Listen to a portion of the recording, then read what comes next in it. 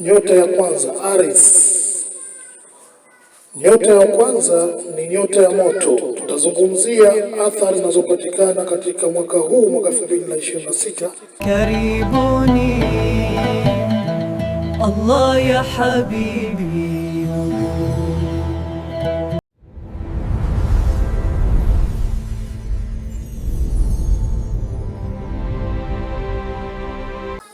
Haya sasa, karibu tena Bosnia Online TV.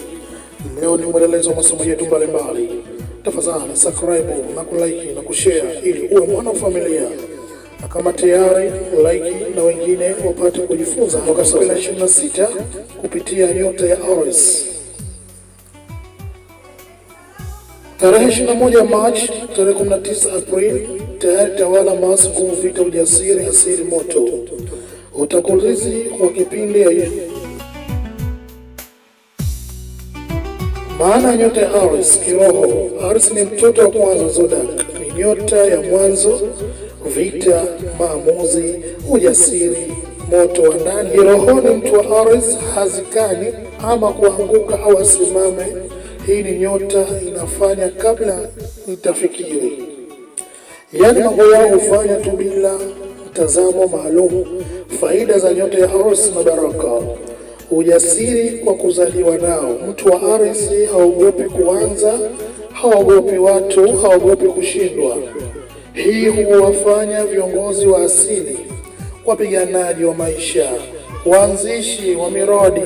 Nguvu ya rohoni, moto wa ndani. Kirohoni, Aries ana nguvu kali ya kiroho. Akiamini jambo hulisimamia hadi mwisho.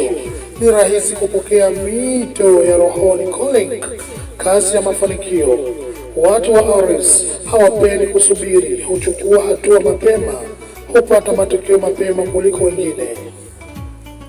Hasara za nyota ya Aries: mitihani, hasira na pupa, mtoto moto kuzidi, hasira ya haraka, maneno makali, maamuzi ya ghafla.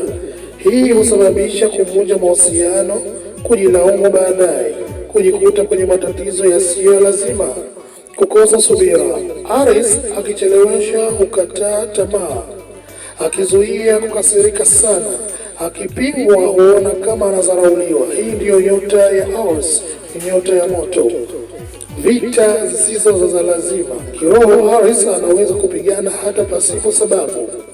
Anaweza kujitengenezea maadui kwa ulimi wake. Athari za nyota ya Aries mwaka 2026.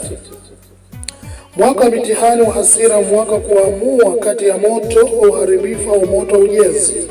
Aries atakayejifunza kusikiliza, kutulia, kufikiri kabla ya kutenda, atapanda sana kimaisha. Yaani, akiwa ni msikivu, akiwa ametulia kufikiri kabla ya kutenda, atafanikisha mengi bila kukurupuka. Aries, nyota ya punda, kwa herufi mfano punda, PUNDA. Pesa, hapa ndipo mafundisho yanakuwa marefu na mazito. Tunachukua neno punda kama mfano wa kufundisha tabia za Aries. P, pupa. Aries hufanya mambo haraka sana. Funzo, usikimbize maisha kuliko roho yako. Ujasiri, hakuna nyota yenye ujasiri kama Aries. Funzo, ujasiri bila hekima ni hatari. Nguvu, nguvu ya kimwili, kiakili na kiroho. Funzo, nguvu itumike kujenga, si kubomoa. Ziki, Aries hupitia ziki nyingi kwa sababu ya maamuzi yake.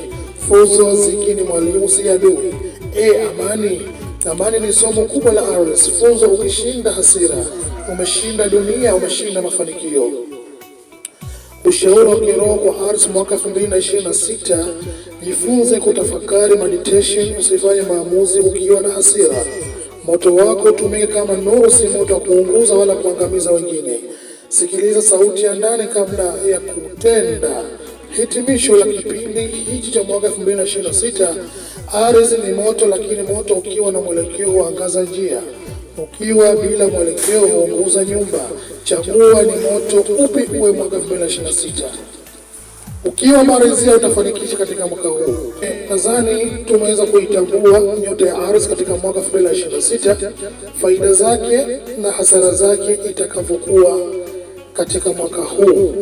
Ndugu yangu, leo tuishie hapa, tuonane katika video nyingine.